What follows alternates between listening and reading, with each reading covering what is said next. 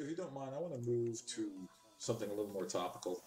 Yes, let's do. Have you heard or read about the Nintendo Creators Program? I have not. You have not. All right. So check this out. So Nintendo has like the worst marketing department in the world. I would personally Absolutely. Well, they have the worst marketing department and the worst naming department. Okay, kind of hand in hand, but say. Yeah. I stand by what I said. Probably the worst marketing department in the world. Like the Nintendo Wii U. I get what you're going there. I think you're dumb for doing it. they could have not. Actually, It's just Xbox One isn't that much better. I actually prefer Wii U more than Xbox One. what was wrong with the simple? I'm sorry, but PlayStation 4, that's great. Why not just like fucking sequential numbers? Let's just do it. It's great. Well, they couldn't call it the GameCube 2. Actually, its original name, the Nintendo Revolution. That was a better name. Use the code name. That was great. Their code names usually kick ass. Like the GameCube's one was the Nintendo Dolphin. Dolphin was awesome. The problem with Revolution is that wouldn't have went well over in the Eastern countries with the way that L's and R's kind of. I never considered that. I never actually considered that. Huh? Good call. Yep. It's fine for us because we know how to enunciate those specific romanized letters, but yeah. In cultures where that's not how your language is structured, that could be a little more difficult. Yeah. Xbox 720 would have also made sense. Mm-hmm. But whatever. Just Xbox One. Okay, what do I call your original console? Oh, you call it the Xbox. Okay, well, in common conversation, you have the Xbox 360, and the Xbox One. All of which go by Xbox. It sounds PS1, PS2, PS3, PS4. Everyone knows what I'm talking about when I say that. Sony's the only one that's been getting that right thus far. Good on you, Sony. You know what? We thought it was kind of canned when you called it the PS3, but what? You know what they really should have done? Nintendo, at least from Nintendo Entertainment System, Super Nintendo Entertainment System, Mega Nintendo Entertainment System, hold on, Ultra. I gotta stop you. The N64 was called the Ultra 64. Yes, I do know that, but they changed the name. Yeah, there was also a lot of really unkept promises when it came to the Ultra 64 versus the actual production Nintendo 64, and why one of the reasons why the Final Fantasy series went from 64 to PS1, which was a godsend for the series, but there were a lot of technical things that they had promised that they did not deliver on. Oh, like, disc format? One of them. Disc format, I thought, was like the biggest one. There were a lot of the way that they rendered graphics and the RAM capacity and a lot of the other, the chipset. The chipset was completely different in the way that it rendered polygons and movement, and the way that worked together in the system was completely different from the technical previews than what actually shipped and in the developer's kit. So a lot of stuff didn't work properly between the dev kit and the actual product. Mm-hmm. Because the dev kit was like phenomenally more advanced than the actual console. Yeah. So. No, that's Nintendo for you. Speaking of which, let me get back to this creators program. Yes. Back on track. This is the problem without having a script. Is sometimes you get off topic. That's a requirement, in my opinion. Rants are good. Tangents are good. I'm at the website right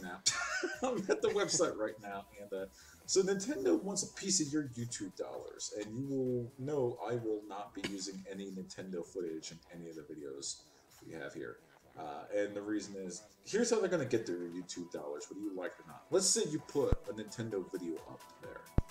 Let's say you're a YouTube video creator and you got some Nintendo footage sitting up there. Well, congrats, Nintendo just claimed your video. Content ID.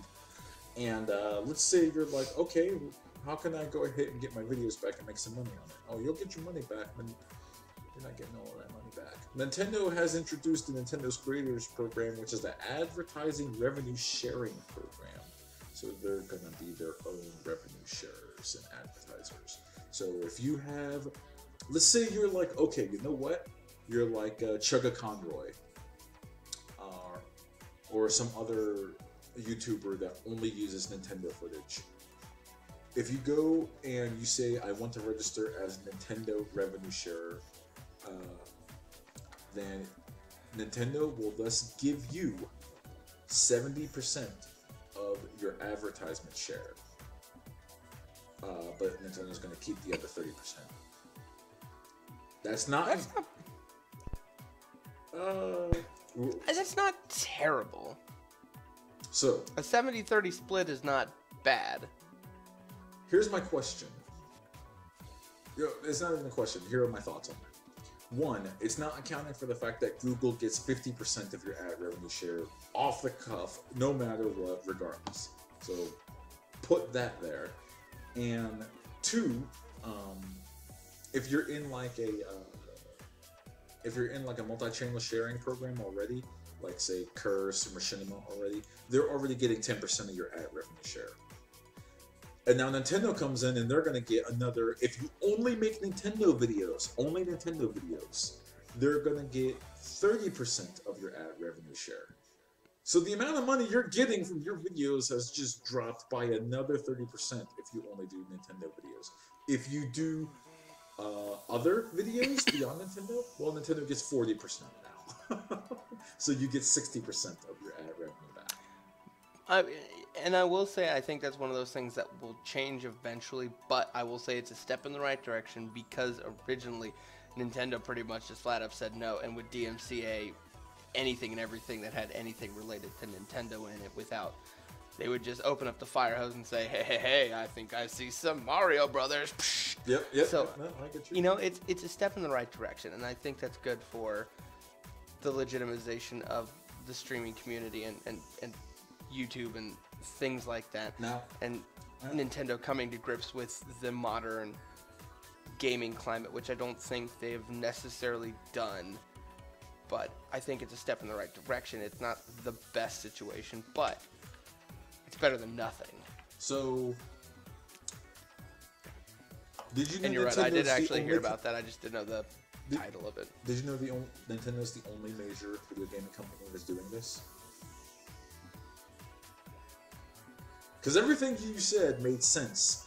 I just think you forgot that Nintendo's the only bastards doing this. But you also have to remember that they were also one that was heavily DMCAing any of their content. So to go from DMCAing to everything to actually admitting, like, oh, we'll do a little revenue sharing, and I bet you $10, Sony and Microsoft do it soon. You think so? I don't think they will. Here's why. One, Sony and Microsoft have these share features built into their consoles, and in the case of the PS4, their controller. I don't think they want your money so much as they want you to just share their content out there. You know, because it's free advertising to go ahead and post a YouTube video up with video game footage. Like, there have been video games I've bought because I saw someone playing it online, and I decided that looks like a fun game. I'm going to actually buy that. Because you could read about a video game all day long. You can listen to a reviewer from like IGN or GameSpot talk about it. But once you see like a gamer like me or you just actually sitting down, playing it, and it looks like they're having fun with it, you're like, maybe I'll give that game a swing, you know? Like, I will say I don't know if you're familiar with GiantBomb.com, but their series of quick looks have very much influenced a few, at least decisions or spikes in curiosity in the past few months for me. So I very much understand that the gameplay video is a driving force, but there's another thing too. If you want to be a part of the Nintendo's Creators Program to get that nice 70% ad revenue split after Google has its way with it and after your program sharing partner has its way with it,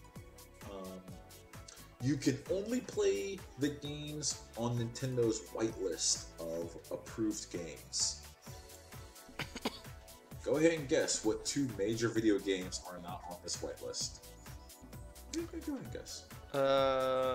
Smash Brothers and Mario Kart. Very close. Smash Brothers and Pokemon.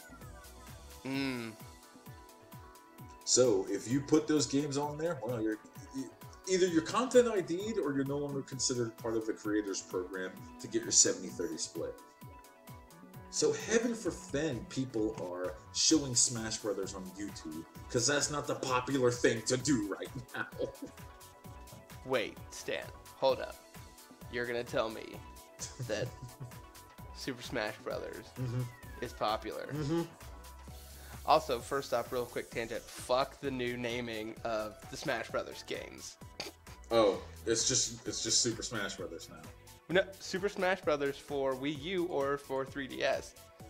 Like, yeah, we can go into a tangent on Nintendo's naming conventions. So, matter of fact, let's just go switch topics, because the creators program, I got into like a 2-hour conversation about that at work. So fuck that program and fuck everything it stands for. And I will, until this program's removed, I'm just not going to show Nintendo footage on anything that we showed here. They're going to have to come to me with a check.